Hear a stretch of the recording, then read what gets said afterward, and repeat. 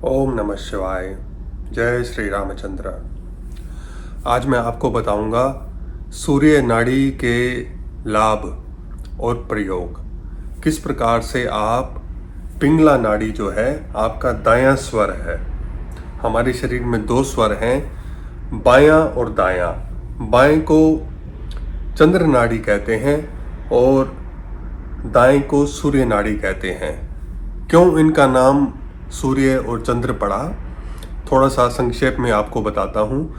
क्योंकि बाईं नाड़ी जो है योगिक शास्त्र के अनुसार उसका नाम है ईड़ा, बाईं का नाम है पिंगला। ईड़ा और पिंगला, और इनके मध्य में है सुषुम्ना। स्वर विज्ञान का गहरा संबंध है ज्योतिष शास्त्र से, तो इसलिए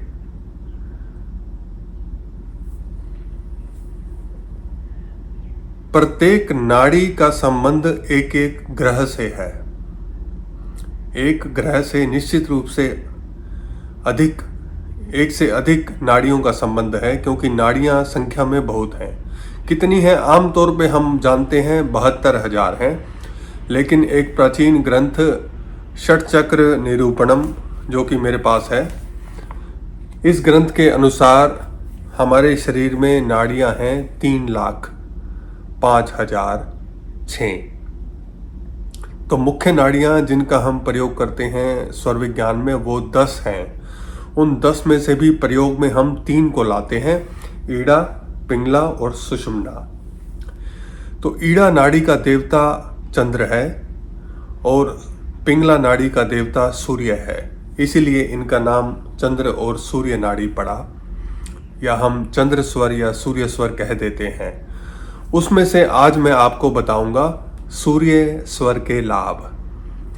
प्रत्येक साधक जो अभी साधना जिसने शुरू ही की है, जिसने स्वर विज्ञान का प्रयोग आरंभ ही किया है, लाभों में बहुत उत्सुक होते हैं। खासतौर से उस तरह के लाभ जो कि लौकिक आपको लाभ दें। किसी मिलने जुलने वाले से आपको लाभ हो जाए, थोड़ा धन का लाभ हो जाए, या कुछ नहीं तो स्वास्थ्य का लाभ हो जाए। तो आपको मैं आज कुछ ऐसी बातें बताऊंगा जिनको प्रयोग में लाकर आप अपने जीवन को निश्चित रूप से आनंदित बना सकते हैं, और धीरे धीरे यह प्रयोग आपको स्वर साधना की ओर लेकर ही जाएंगे। तो सबसे पहले हम शुरू करते हैं अपने शारीरिक लाभों से। आप भोजन तो अवश्य ही करते होंगे, दिन में एक से ज़्यादा बार ही करते होंगे। जब भी आप भोजन करें तो यह निश्चित कर लें कि आपका सूर्य स्वर यानी कि आपका दायां नथुना वो खुला है। दाएं नथुने के प्रभाव में आपने भोजन करना है, इस बात को याद रखें। जैसे हमारे घर में आदत है, हम बच्चों को भी सिखाते हैं, जब भी खाना खाओ पहले हाथ धो के आओ, ऐसे बोलते हैं ना। पहले हाथ धोना अनिवार्य मानते हैं कि हाथ दोनों साफ हैं तो हम भोजन करेंगे, क्योंकि हम भोजन को छू कर खाते हैं। तो चम्मच का तो हम बहुत ज़्यादा प्रयोग नहीं करते। इसीलिए जैसे ये परंपरा बन गई हमारी कि जब हम भोजन करेंगे उससे पहले हाथों को अवश्य ही धोएंगे। हालांकि पैर भी धोने चाहिए, लेकिन हाथ तो हम अवश्य ही हम उसको धोएंगे, ऐसा हम करते हैं। इसके साथ साथ सभी माताएं बहनें अपने परिवार में यह परंपरा शुरू करें। सभी पुरुष जो कि परिवार का नेता है, जिनकी परिवार में बात सुनी जाती है, इस बात को सुनिश्चित करें कि सभी लोग जो परिवार में जब भोजन करने लगेंगे सबका सूर्य स्वर जागृत है। आपको पाचन संबंधी कोई रोग नहीं होगा, भोजन संबंधी रोग नहीं होगा। और अगर भोजन थोड़ा सा खराब है मतलब अगर भोजन ताज़ा नहीं है, अगर भोजन पैकेट में प्रोसेस फूड जिसे कहते हैं, है ना, और अगर भोजन आपकी प्रकृति को सूट नहीं करता वात पित्त कफ के अनुसार, फिर वो आयुर्वेद का हिस्सा है, वो फिर कभी बताऊंगा आपको। तो इस तरह से, या कभी कभी भोजन विषाक्त भी हो जाता है, हम उसके बारे में श्योर नहीं होते, हम कहते हैं चलो गर्म करके खा लेते हैं इसको। ऐसा होता है ना, घरों में आमतौर पर होता है। तो अगर इस संशय से आप जूझ रहे हो तो निश्चित करें कि आपका सूर्य स्वर खुला है। जब आप भोजन कर रहे हैं तो आपको भोजन से पूर्ण रूप से ऊर्जा मिलेगी। शक्ति मिलेगी और अनेक रोग आपको होने से बच जाएंगे।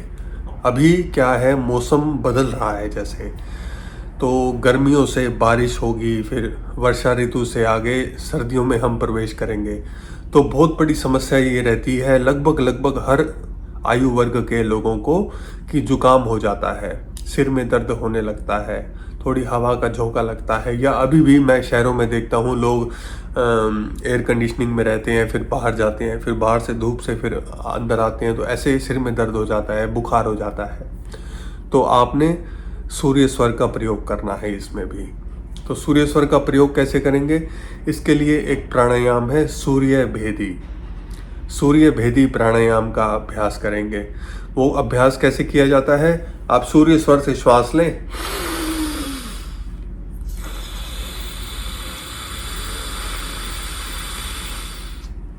और चंद्र स्वर से निकाल दें। इसका मतलब होता है सूर्य को भेदना। जैसे मैंने अभी बताया था कि जो पिंगला नाड़ी है उसके देवता सूर्य हैं। तो हम जब सूर्य नाड़ी को एक्टिवेट करते हैं, सूर्य नाड़ी को चलाते हैं, इसका मतलब है कि जब ऊर्जा प्रवाहित होती है सूर्य नाड़ी से तो आपके शरीर में गर्मी आएगी, ऊर्जा का प्रवाह होगा और आप अनेक मौसम के कारण होने वाले रोगों से बच जाएंगे। इस तरह से भोजन और मौसम पर आपने लगभग अब नियंत्रण पा लिया है।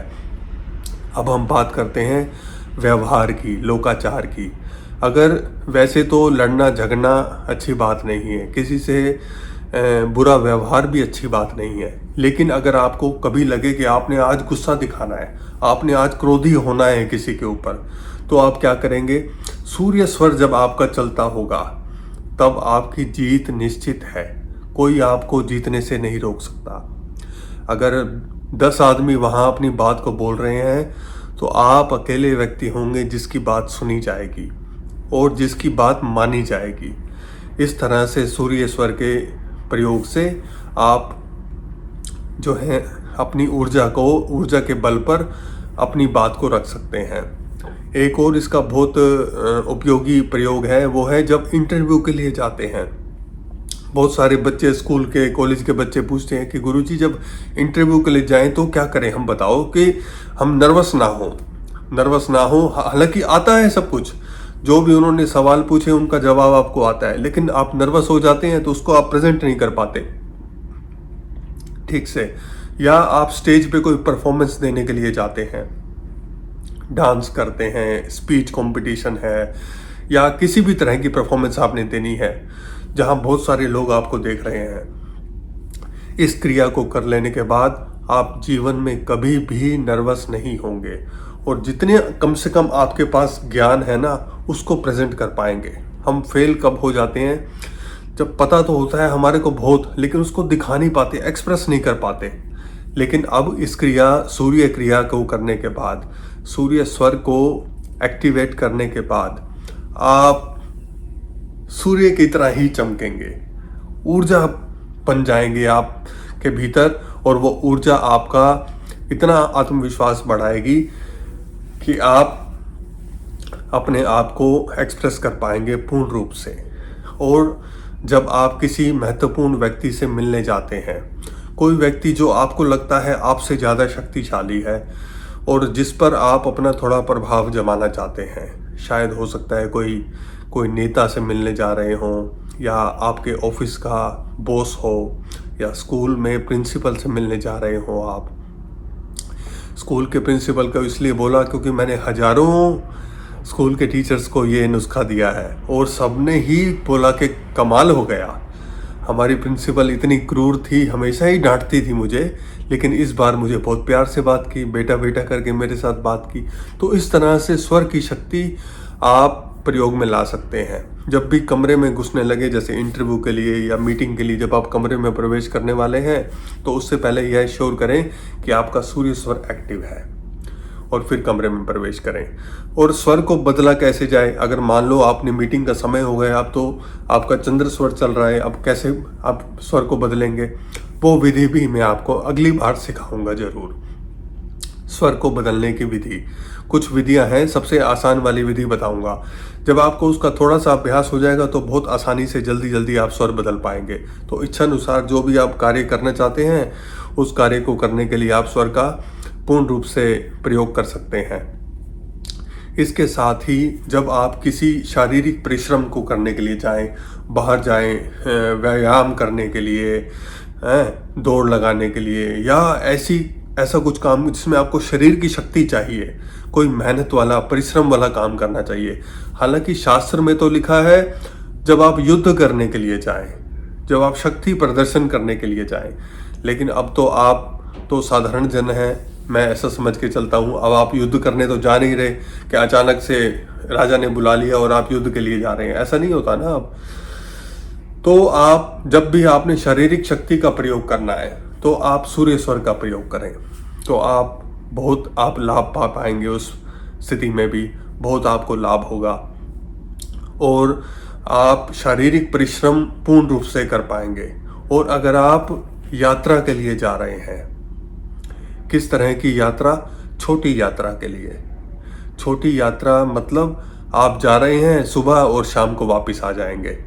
ऐसी यात्रा अगर आपने सफल करनी, बिल्कुल सफल चाहते हो आप यात्रा हो जाए आपकी, तो आप सूर्य स्वर के एक्टिव होते हुए यात्रा के लिए जाइए। और दो तरह की यात्रा होती हैं, एक छोटी यात्रा, एक बड़ी यात्रा। बड़ी यात्रा में चंद्र स्वर का हम प्रयोग करते हैं। क्योंकि आज हम सिर्फ सूर्य स्वर की बात कर रहे हैं तो आपको मैंने छोटी यात्रा के बारे में बताया। चंद्र स्वर के जब प्रयोग बताऊंगा आपको तब बताऊंगा कि बड़ी यात्रा कैसे सक्सेसफुल हम करें और कैसे हम अपने यात्रा को सफल बनाएं। तो सूर्य स्वर का प्रयोग है जब आप यात्रा के लिए जा रहे हैं, घर से निकल रहे हैं। हालांकि दिशाओं का भी महत्व है कि आप किस स्थान से किस दिशा की ओर बढ़ रहे हैं, और तब आपको यात्रा का लाभ होगा। ये थोड़ा डिटेल में आपको मैं बताऊंगा। अगर आप थोड़ा और ज़्यादा डिटेल में जानने के इच्छुक हैं तो ये कोर्स की डिटेल है, इस कोर्स को ज्वाइन कीजिए। आपको फ़ोन नंबर भी मिल जाएंगे, उस पर आप व्हाट्सअप कर सकते हैं और अधिक जानकारी ले सकते हैं। आज के लिए इतना ही, धन्यवाद।